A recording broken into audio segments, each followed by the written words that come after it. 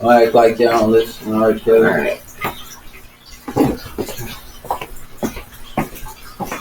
Act like y'all ain't still off kills. Come on, let the work. Alright, we're back. Here with Mo and Gabby G. A lot of Ha! love because what's the deal? What's the deal? Thank you for being here. Man, I seen it have to come to a close. But love for the fam.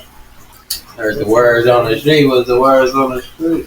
Man, this really the word on the street. So, we're about to just have some lighthearted conversation, but I just want to throw a little light topic there. You rap that, you're in that world. You wanted to talk about, I mean, I could phrase it a lot of ways, but basically, is rap still real? Are we still rapping about reality? Or has it been bought?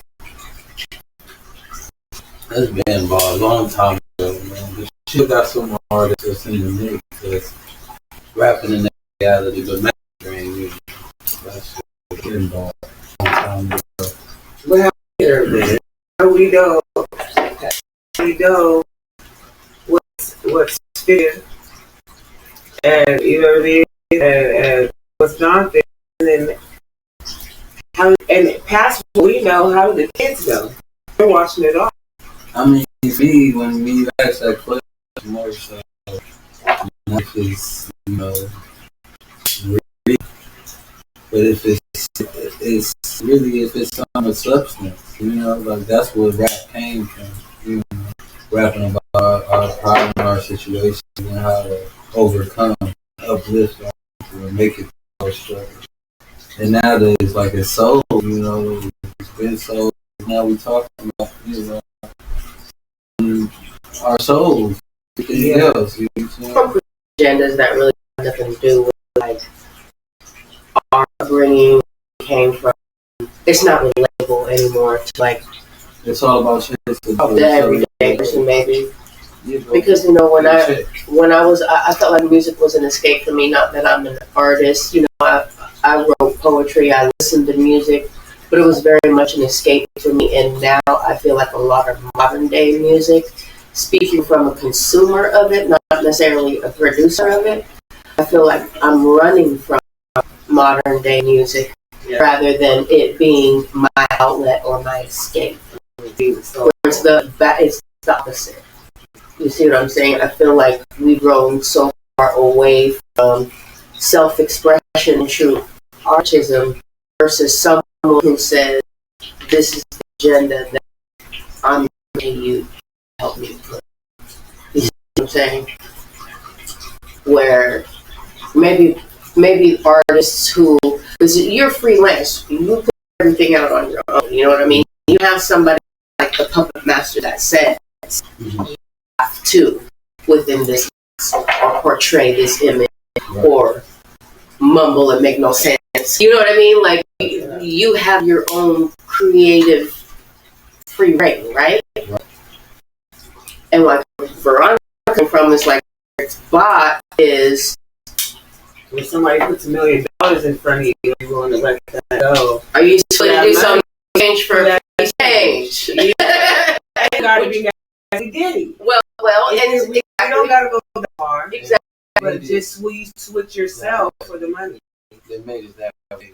You know what I'm saying? Where it's like, back in the day, you did music as a passion for art because you love to do it, express yourself. Now, this day and time, it's more so getting into the industry for money. It's like, oh, I'm going to get rich, this is my way to do it. Cut a dope record, hit. Now they can't rap with that same kind of like strength behind them. Somebody's telling them they can't attempt. You know what I mean? Like I forgot her name, but remember we had the strange fruit. You know what I'm talking about? Yeah. Strange fruit. Yeah. Oh, she redid it. But yeah, you know what I mean? Like we had songs like that, and now I mean, can somebody put out a song like that during this time when somebody's not feeling them? Where it's going to come out? You know, the feds had got together and stopped her from. Wasn't she? She was on the run. well, way back then they stopped them singing those records. Those liberating records. You know what I'm saying? It was too eye opening. But it was a whole meeting where the feds said they was turning rap music. They need them to rap about drugs and violence. You know what I'm saying? Oh, To boost the crime rate, Of course, still there incarcerate to feel I the wonder more if of our it's people. the same the Reagan era. Yeah. Yeah. Yeah. Yeah.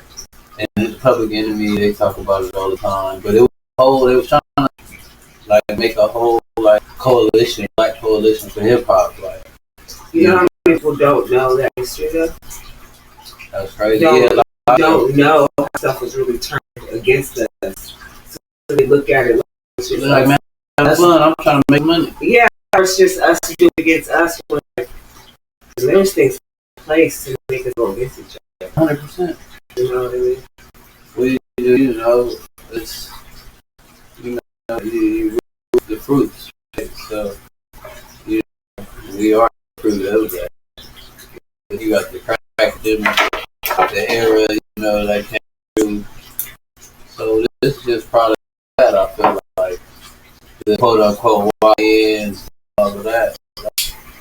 Just products of, you know, incarceration, drug epidemic. You know what I'm saying? The broken house.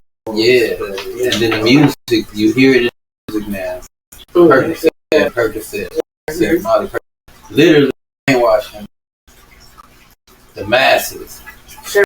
Because once it becomes normalized, destigmatized, then it's not taboo anymore. It's something that is just as common as your Sprite 7 and 11. And there's no more threat, there's no more fear of it.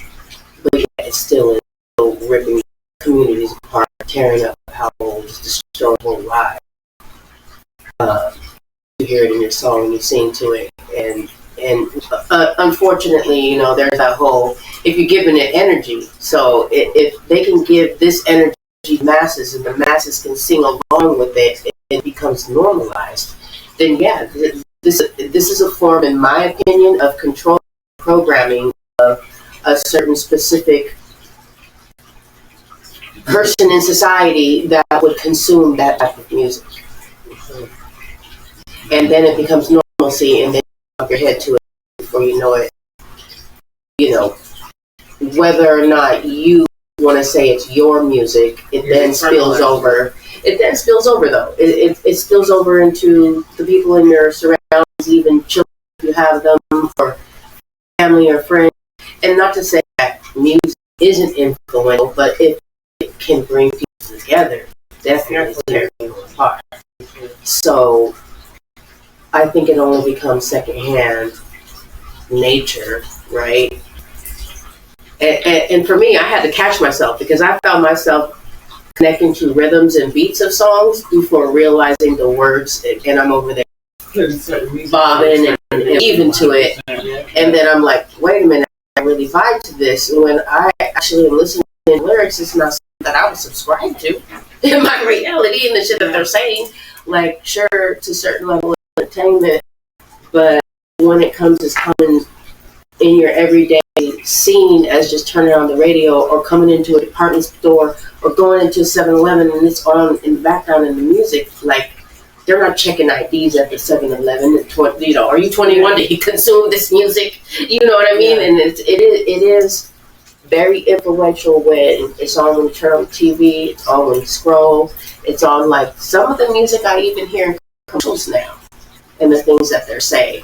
And the artists that they're using to push certain products in commercial and in marketing and to consumers that way as well, is you don't even realize it. Even when we take away the words and it's still the same jingle, we don't know that automatically our mind is programmed to go straight to what that was. Yeah.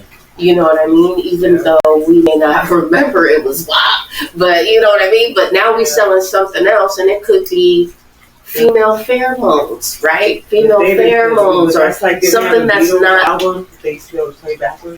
Sure. Everything. They had hidden lyrics or something like that. I mean, if we want to take it way back to tribal days, music was always something. There was always communication. There was always frequency of vibration. There was always everything in music. Yeah. Whether it was spiritual, whether it was entertainment, whether it was something that brings together in community, in churches, and something was always present in ancient times even with music. So we know that not only is it cultural, it can be spiritual, it could be religious, it could be educational. Like, I even feel like we need to get music back in the school systems. Like, when I tell people I played violin in elementary school, do you know how many people don't believe that? Yeah. And a lot of it is the young generation that's like, you had a music? You had a music department? But what's crazy is we're slowly getting back to that. If you think about how they're doing sound bowls and all that back. I want me the panda drum. Have you ever heard of the panda drum? Yeah. Because I'm on the spectrum, so you don't be. But Simon Says on it. They're bringing music back in the mental health field. So, it's very soothing, and the fact that people don't think that it can be demonic or there could be messages about music and all that's crazy. And that's a whole other subject, because where there is light, there is darkness. It's present in everything. That's the law of duality, if we're going to talk about universal laws.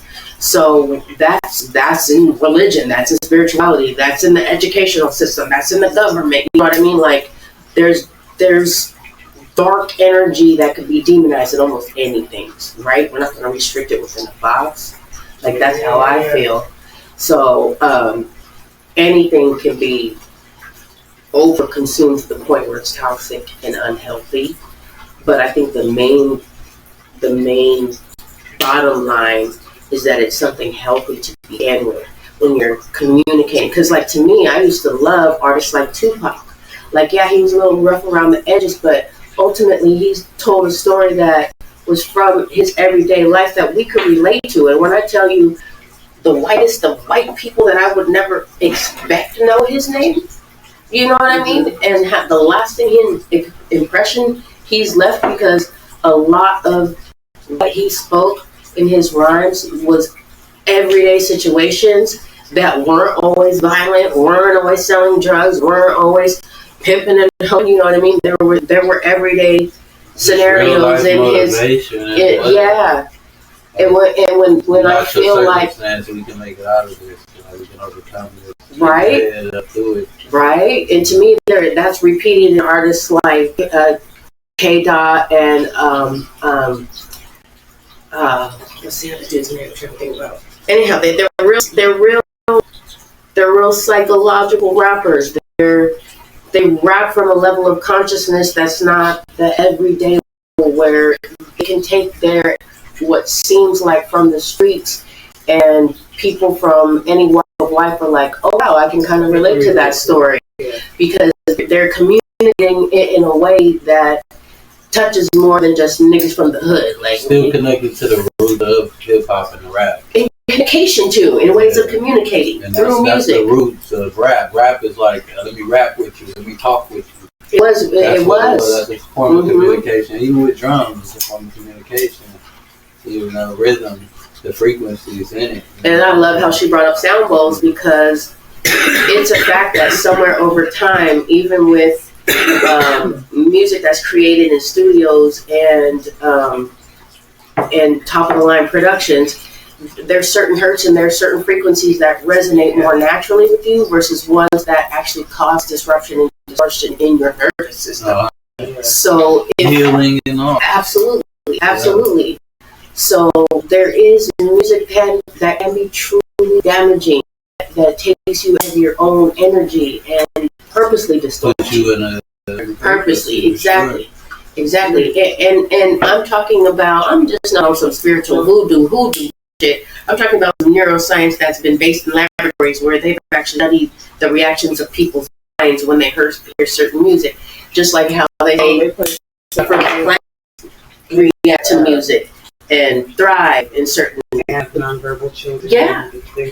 So what about what do you guys still talking on that level? What do you think about rap music and or even not even rap music, but our culture and trauma? Do you think that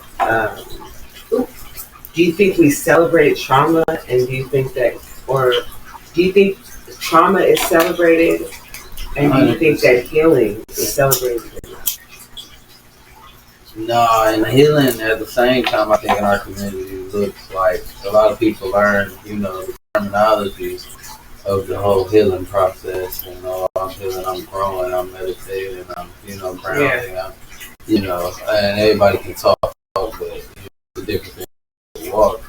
But trauma, we definitely celebrate that. Being a black male coming from a certain environment, it's like, you go to jail, it's a rite of passage. Like, you're not a certain type of person if you didn't go to like juvenile, you didn't go to YA, you go to jail, you go to prison. Yeah, absolutely. Like, what were you doing? Like, you go to college, they send you no money, no letters and shit. You away, you in a whole nother state. It's none of that support. But you go to jail, and you might have some money in this book, or when you get out. In my outfit. Yeah. I'm saying, about it, yeah. Some shit like that, give me some little dollars, look out for it. Hey, my nigga home, woo, this is what's home, my nigga. Go to college, you graduate, home. So you back.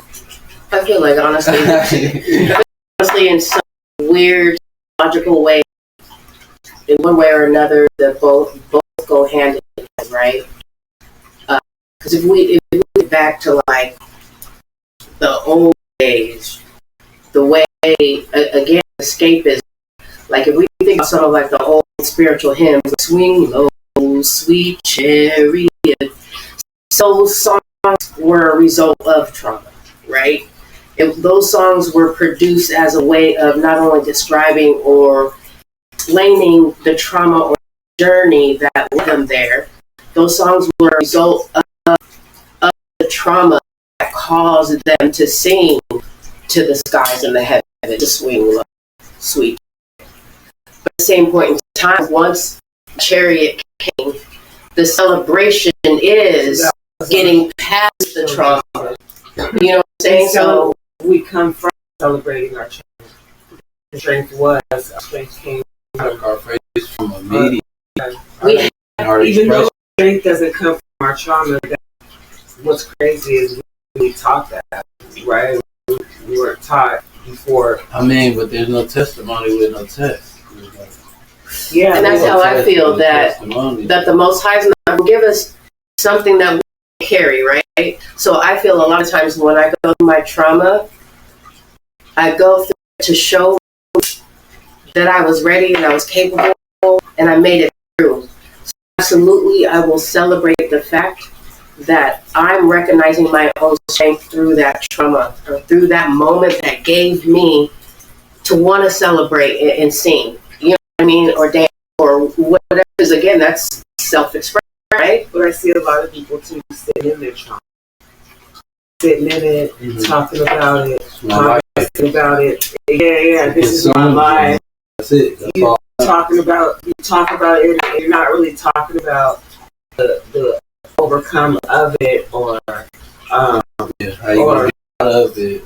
Yeah, or telling somebody this is how you get through it. This is what's on the other side. It's more of the conversation. This is what I want, what I'm in, and this is an excuse of maybe of what I'm dealing with type of situation. You know what I mean? That's what I mean. More like. And this is why my life is messed up. This is why it's happening to me. This is why. It's because of that. If I would have had this, then I could have did that. Exactly. It's more like usually like we have time to talk in the trauma. You should be working through it. You should be talking about that after the fact, right? I think everybody processes the trauma differently because for me, my journey, I've realized it's very important to recognize the trauma with it and figure out how remove that trauma, because trauma is it's emotional, right? It's energy in motion, which is emotion. And if I sit with it, I realize I get deeper in that emotion. And it's not that I don't want to recognize it. What I want to do is transmute it or move it in a healthy manner to where it doesn't stay stagnant. Because a lot of people don't realize our emotions are energy, right? That's how we feel, whether it's happy, sad, celebratory, depressed, anxious, because we don't know the outcome. You know what I mean? Like, if we learn, and I think, again, bringing it back to music, that's how some people transmute their trauma. They transmute that energy into something that can be productive for them, something that can be a creative outlet, something that can be a way of letting it go, releasing it, and not sitting with it, right? Other people don't have the creative outlet to let it go or let it out, so they are the ones that end up sitting with it a little more so, and at least having to talk about it, communicate it, use people as a sounding board. I think that's why people get paid top dollars as therapists to be there for those people. More than just. I think you gotta recognize what you're doing. You gotta recognize what. For sure, the triggers and why you feel the way you feel. Yeah, you gotta understand what you're doing and take some accountability for where you're at. Sure. You know what I mean? And then move in the direction of where, and it's not just.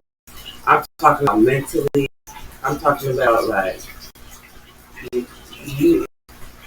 I mean, it is stagnant energy because you can also be depressed and be all that. But I think there's a place of accountability and understanding that to get to it, you got to move through it. And sometimes that's where emotional intelligence comes in. Sometimes we surround ourselves with, it's so easy to trauma bond and be around people who. It is. I've been there. You don't. I've stayed connected in connections for way too long. Trauma that I never sat with, never dealt with, and never took accountability for the choice I made that led to trauma and the circumstances came from all my choices that took me through that, because I had accountability for how long I stayed, why I even was there in the first place, like why I made my choices. So accountability is a huge part of it.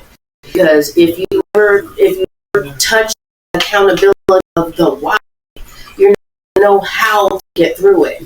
And you're going to repeat karmic in the same loop, in the same choice, because you're not taking the accountability, which is a whole nother podcast, part 2. It is like you have to be taking accountability of every step of the way. And that's why I said emotional intelligence is key. Because there are people who will play the victim and blame everything for the circumstance, but not the accountability of the choice. Like we talked to people, and they were talking about, we were asking them questions. They were agreeing with what we were saying, right? But when we were asking questions, it was just low key, like, but they were making the move to change the situation. And it's kind of like, it's low key like being at horse. It's like how deep do you go? Because really keep going around saying the same thing. Well, why don't you need to do this? But then you gotta go deeper. Well, why don't you have? Because it really comes down. Okay, well, why don't you have the confidence to do this? Well, what happened? Where was the break? You know what I'm saying? It goes way deeper. It's psychological. It goes way deeper. It's emotional. It's psychological. But psychologically, if you're not ready to take accountability in your own truth, again, like you said, you're not meant to take action. And grow. You can't grow in a place that you're not recognizing. You need to grow. And I think back to the music, because I think plays a part with playing and creating what's going on with the masses, or pushing out. Because they can control people. Yeah, it's like they stuck here. Control your mindset that way. So everything spitting out that you just subconsciously and consciously just. Your freaking less, of course. well, can't nobody tell you what you're supposed to do. You know what I mean? Like, and then even then, you did have to get there, and then still. So did I. So I had to. I had to get to the point where I didn't care about how people thought of me to become 100% authentic. But then when you even break it down more, then we are natural bias. Sure. So there are ways that we will all do. Absolutely. Impact. And when you say natural biases, as a mixed person, I felt bias from Filipinos and I felt biases from Black people. That's just how it is. Yeah. But when I say natural biases, I'm talking about the biases that we have in us against other people. Oh, sure. That are just natural, that sometimes, either through experience or other people's experience or history. You just have to, or just sitting with it and acknowledging, like what came out with like George Floyd and a lot of the other stuff that came out was people started coming out now with ICE. People started talking about natural biases. Just a natural bias is something like I don't know. I say all turtles are slimy because they're in water. Right? Oh, sure. That's a bias that we have. We just feel like it's a turtle, and that's a natural bias. We don't know. We didn't touch that turtle. Yeah. But that's a natural bias that we have. So we all have that about another race or another culture. Yeah, of course. And so, but see how you're saying yes, of course. Because it's natural. But you're saying. But there's people out there who say no, we don't. I don't. I don't. I don't see your color, so I don't. There's no way that I can. Oh, that's just as great as white people saying they don't have privilege. Well,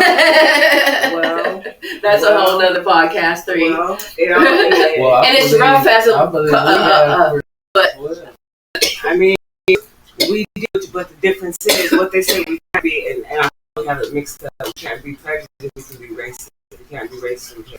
It's one of those. We can't be racist. We can be prejudiced. Yeah, same thing. So that's still trying to dissect that theory. You know what it means. Want me to tell you? You're right. It can mean something different, right? Just like the term spirituality or religion means something different. Let me tell you what I get from that. What that means is me being racist against a white person, right? I can't change their economic situation. I have no power against them. Right. White people being racist against us can change our economic situation. Oh, sure. That's why you can't. The only way you can be prejudiced is if you have the power to change. I see. By definition. Definition, and that's why Black people cannot be prejudiced because we don't have that power. We don't have the power. That makes sense. Can be racist. We can be racist. We cannot be prejudiced. Can be racist. Okay, well, see, that's probably how it is. We've been smoking and drinking, but it's weird too. But either way, that's the definition. We ain't got our phones on us right now. We talk to our right now. It's true right here. Yeah, no, that's but that's why I'm still here. But either way, I think figure that theory out. I think it's just important for us to understand where the history comes from, how deep it can get, so that we have grace for each other. Well, and you're right, because a lot of our history is not taught, and we can't learn from history we don't know. So there's a lot of truths that we have to self-search for. And there's a lot of stuff going on right now in politics, with our government, with all that was support. But I feel like it's always been, and every time, in our parents' time, there was war going on. It was, like drugs going on. It was murder. But you know what? The thing about our parents, they were active. They were, especially about things that affected our culture. Oh, 100%. So we didn't got Laxy Daisy, but the music, the same, was put in that narrative. But the puppeteers right now don't want us looking at what's going on. You know what I'm saying? People wasn't getting $1 million contracts back then. They were pushing it. They could push it through their music, and because we weren't just selling out like that. Exactly. We weren't just like, oh no, if I take that money, I can't do that. I'd rather just ride with my people. Exactly. figures like Muhammad Ali, like, I'm not going on no war. Put me in the cell then.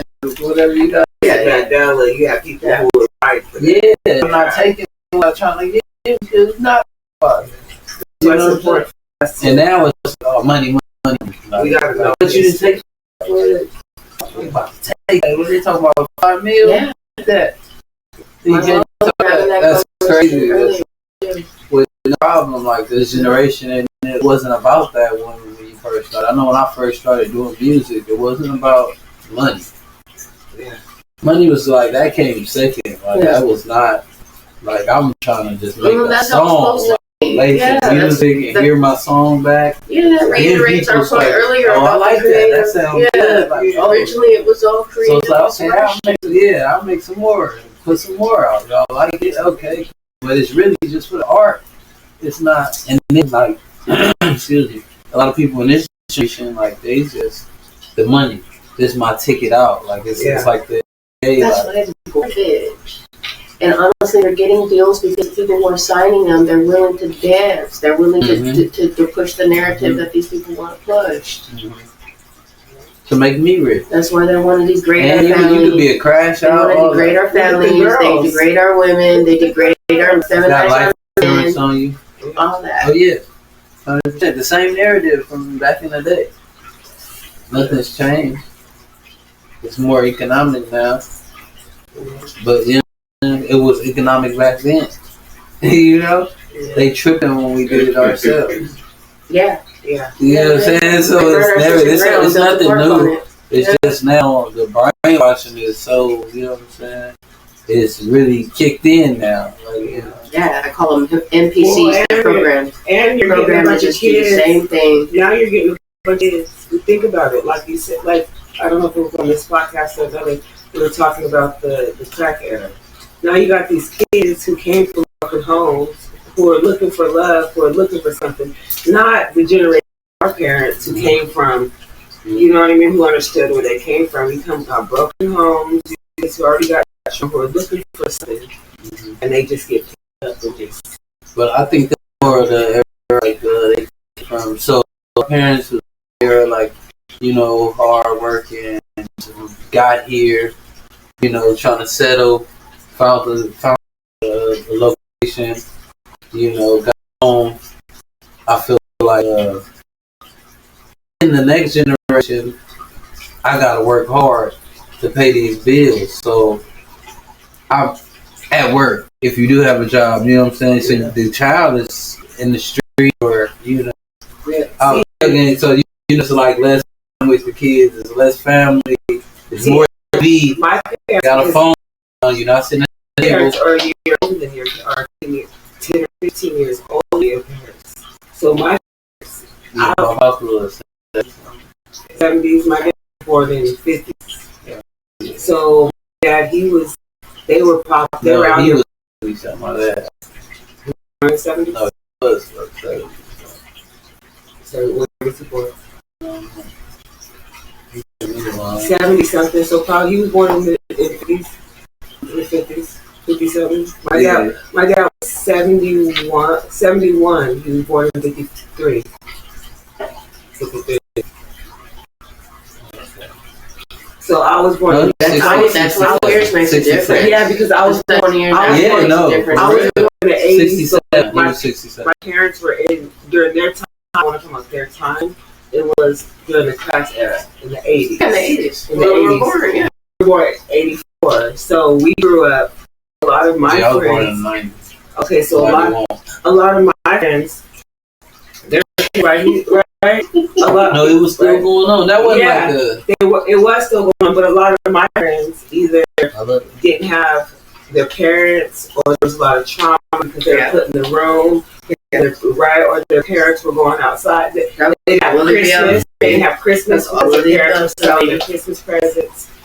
Now, that was super religious. That didn't necessarily go on in my household, but I promise you it went on right outside of my door. You know what I'm saying? Mm-hmm. So you have those generation kids, 90s, Tupac was an 80s, 70s. Mm-hmm. You feel me? So you got that generation coming out angry because their parents was out here doing that shit in the he rapped about it. Yeah, Feel he me? rapped about Yeah, it. he talked about the Feel show. me? So And he still uplifted his mom's image, even though Oh, he knew. Even though he was a crack. Yeah. Mm-hmm. Always. And I mean, Afeni, she had her mom, y'all do.